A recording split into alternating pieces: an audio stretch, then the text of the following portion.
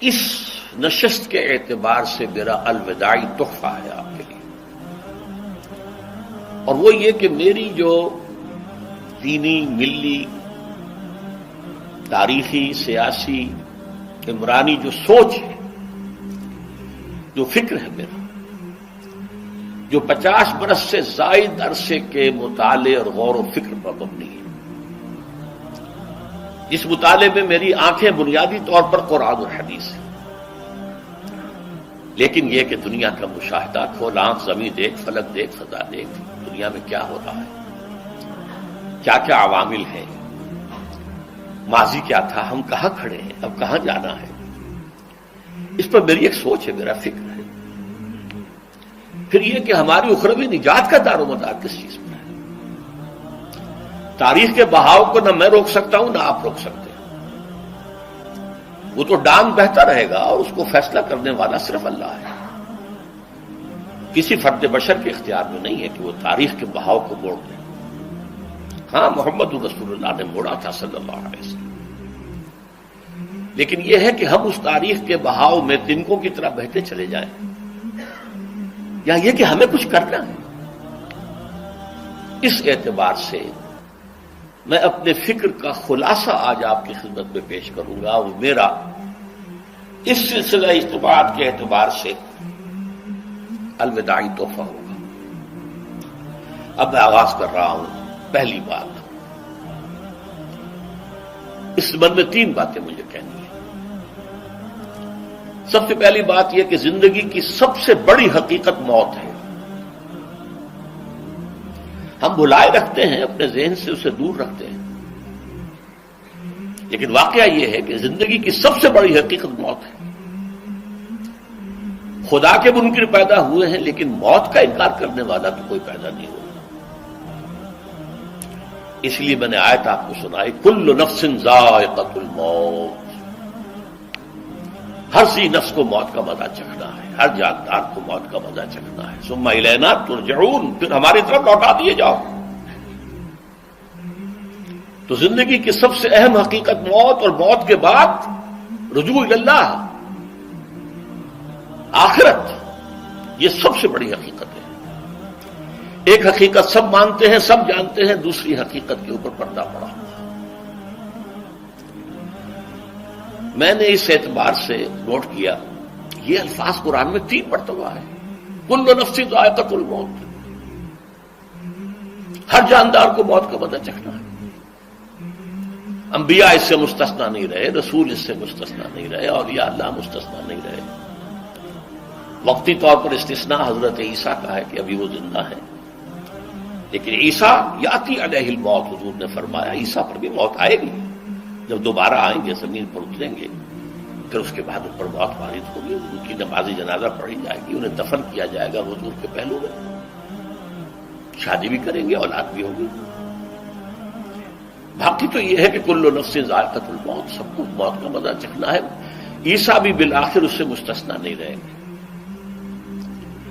بلکہ قرآن میں ایک جگہ کہا گیا ہے أَفَإِن مِتَّ فَهُمُ الْخَالِدُونَ،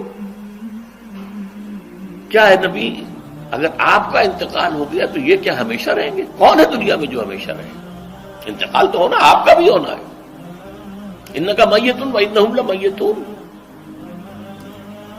یہ تو مختصر ترین الفاظ تھے۔ اس سے آگے بڑھیے، سورہ انبیاء میں فرمایا کل نفس ذائقۃ الموت وَنَبْلُوكُمْ بِالشَّرِّ وَالْخَيْرِ فِتْنَةً وَإِلَيْنَا تُرْجَعُونَ، ہر جاندار کو موت کا مزہ چکھنا ہے، اور اس سے پہلے پہلے ہم تمہیں آزماتے رہیں گے، خیر کے ذریعے بھی، بھلائی دے کر، صحت دے کر، دولت دے کر، اولاد دے کر، شہرت دے کر، اور برائی کے ذریعے سے بھی، تنگ دستی دے کر، بے عزتی دے کر، اہانت دے کر، ذلت دے کر، وَإِلَيْنَا تُرْجَعُونَ، اور پھر ہماری طرف لوٹائے جاؤ گے۔ یہ وہ دوسری حقیقت جو میں نے کہا کہ جس پر پردہ پڑا ہوا ہے، بہت بڑا پردہ ہے۔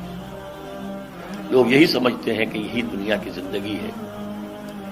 قرآن کہتا ہے إِنَّ الدَّارَ الْآخِرَةَ لَهِيَ الْحَيَوَانُ لَوْ كَانُوا يَعْلَمُونَ، یہ تو آخرت والی زندگی ہے جو اصل زندگی ہے، کاش کہ انہیں معلوم ہوتا۔ اس سے بھی زیادہ تفصیل سے یہ آل عمران میں آئی ہے آیت، کل نفس ذائقۃ الموت وانما توفون اجورکم یوم القیامہ، ہر جاندار کو موت کا مزہ چکھنا ہے اور پھر تمہیں پورا پورا تمہارا اجر اور بدلہ دے دیا جائے گا قیامت کے دن۔ فمن زحزح عن النار وادخل الجنۃ فقد فاز، جو کوئی آگ سے بچا لیا گیا اور جنت میں داخل کر دیا گیا وہ تو کامیاب ہو گیا۔ اللہم ربنا اجعلنا منہم، اللہم ربنا اجعلنا منہم، اللہم ربنا اجعلنا منہم۔ وما الحیات الدنیا الا متاع الغرور، اور دنیا کی زندگی تو سوائے دھوکے کے سامان کے اور کچھ نہیں ہے۔ دھوکہ کس معنی میں؟ یہ تمہیں اصل زندگی سے غافل کر دیتی ہے۔ تم کہیں سفر پر جا رہے تھے، تمہارا کہیں گھر تھا، تمہیں واپس آنا تھا، تم راستے ہی میں کسی دلچسپی میں ایسے مگن ہوئے کہ گھر بار سب بھول گئے۔ یہ تو تمہارا عارضی سے سفر تھا، تم نے اسی کو اپنی منزل بنا لیا، اپنا ٹھکانہ بنا لیا، تو دھوکہ دیا اس نے تمہیں۔ ویسے دنیا کی زندگی دھوکہ نہیں ہے، بڑی حقیقت ہے، اس لیے کہ حضور نے فرمایا انما الدنیا مزرعۃ الآخرہ، یہ دنیا آخرت کی کھیتی ہے، یہاں بو گے تو وہاں کاٹو گے، یہاں کچھ کمائی کرو گے تو وہاں اس کا بدلہ ملے گا۔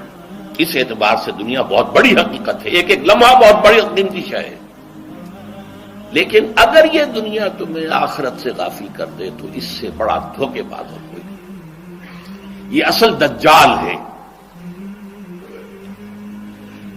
میں نے تقریباً 60 برس کی عمر کو جب میں پہنچا تھا تو موت کا انتظار شروع کر دیا تھا۔ میرے قریبی احباب کو معلوم ہے، میں کہتا رہا، یہ بھی کہتا رہا کہ بھائی میں اپنے حصے کا کام کر چکا، جتنی صلاحیت اللہ نے دی تھی، جتنی بھی میرے اندر استعداد تھی، میں اس کو بھرپور طریقے پر استعمال کر چکا۔ دم واپسی برسرے راہ ہے عزیز و اب اللہ ہی اللہ ہے، یہ میرا معاملہ رہا ہے 60 برس کی عمر سے۔ اس کے بعد اللہ نے مزید 14 برس دیے ہیں، یہ نافلۃ لک کے درجے میں کہتا ہوں، اس کا اللہ کا عطیہ خصوصی ہے، نفل ہے، ہمیشہ کہتا رہا ہوں۔ مسنون زندگی تو 61 برس ہے ہمارے حساب سے۔ علامہ اقبال کے بارے میں سنا ہے کہ رویا کرتے تھے کہیں میری عمر حضور کی عمر سے زیادہ نہ ہو جائے۔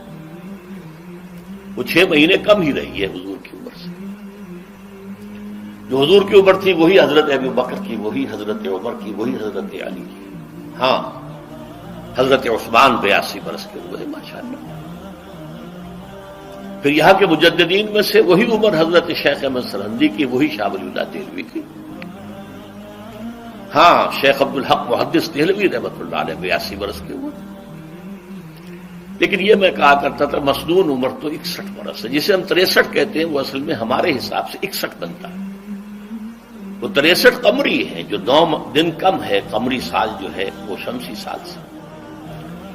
بہرحال میں اس وقت سے منتظر تھا، لیکن جو بھی وقت اللہ نے دیا ہے اللہ کا شکر ہے، وہ مفید کاموں میں لگا ہے۔ ان میں خاص طور پر میں سمجھتا ہوں کہ اللہ کا مجھ پر سب سے بڑا احسان، اور مجھے پر نہیں، بہت بڑے پیمانے پر لوگوں پر جو احسان ہوا ہے، وہ میرا 1998 کا دورہ ترجمہ قرآن ہے جو کراچی میں ہوا تھا۔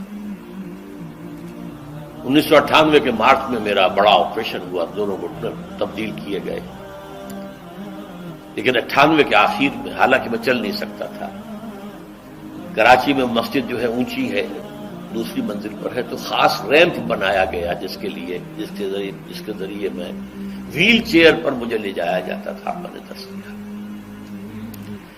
اس درس کی گزشتہ چند سالوں سے پوری دنیا میں جو گونج ہوئی ہے اللہ کے فضل و کرم سے، اللہ کی کوئی حکمت خداوندی اس کے ساتھ وابستہ ہے۔ اس میں میرے کسی کام کو دخل نہیں ہے، میری کسی کوشش کو دخل نہیں ہے۔ میں نے تو جو درس میں دیتا آ رہا تھا سن 85 سے دورہ ترجمہ قرآن، البتہ یہ بات ضرور ہے کہ میں نے محسوس کیا تھا کہ سن 98 کے اس درس میں دورہ ترجمہ قرآن کے مجھے خصوصی انشراح حاصل تھا۔ میری ساری گفتگو کا حاصل کیا ہے؟ دیکھیے، نظریاتی تحریکوں کا تعلق اشخاص سے نہیں ہوتا، ٹھیک ہے، کوئی اس کا داعی ہوتا ہے، کوئی اس کا مؤسس ہو جاتا ہے، کوئی اس کا آغاز کرنے والا ہوتا ہے، لیکن نظریاتی تحریک افراد سے وابستہ نہیں۔ افراد آتے چلے جاتے ہیں اپنا اپنا حصے کا کام کر کے، جس کو جتنا مقدر ہے، جس کی اللہ تعالیٰ کی طرف سے توفیق ہے، وہ اپنا کام کرے گا، چلا جائے گا۔ یہ چمن یوں ہی رہے گا اور ہزاروں جانور اپنی اپنی بولیاں سے بول کر اڑ جائیں گے۔ مبارک ہیں وہ لوگ جنہیں قرآن کی بولی بولنا نصیب ہو جائے۔ وَإِنْ يَحْسَبُ أَنِّي مِنْهُمْ، مجھے گمان ہے، اللہ کا فضل ہے کہ میں ان میں سے ہوں، میں نے قرآن کی بولی بولی ہے، اور قرآن مجید کو جیسا کہ وہ ہے ایز اٹ از،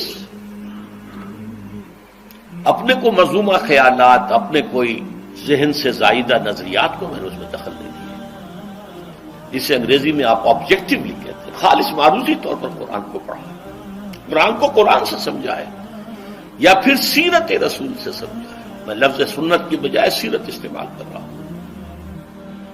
قرآن مجسم حضور تھے صلی اللہ علیہ وسلم، اور حضور کی سیرت اور حیات جو ہے وہ قرآن مجید کی اصل تفسیر ہے۔